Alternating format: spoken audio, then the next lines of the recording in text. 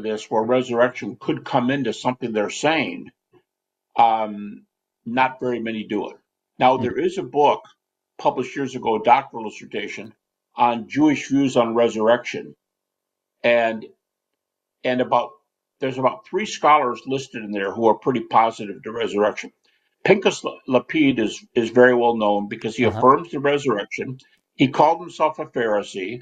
He affirms resurrection of the body, and yet he gives an intriguing reason as to why he doesn't need to become a Christian, even though Jesus was raised from the dead. And basically, he takes a view of a guy named Franz Rosenzweig, who around the turn of the 1900s was a very famous intellectual German Jew. And Rosenzweig's view goes like this.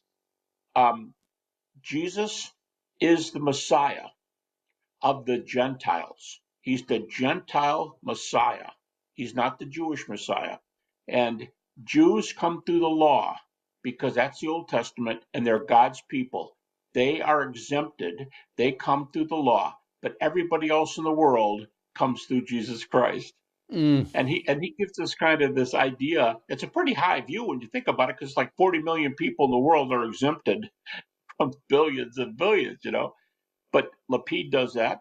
Geza Vermesh was professor of Jewish studies at Oxford, and Vermesh was a Christian for a while, and then walked away from, went back to Judaism, and he says in his little book on resurrection that he wrote a short time before he died. It's hard to get where he is. It's hard to see where he is. He refutes naturalistic theories. He gives positive evidences for the resurrection, and then he says, I'm agnostic.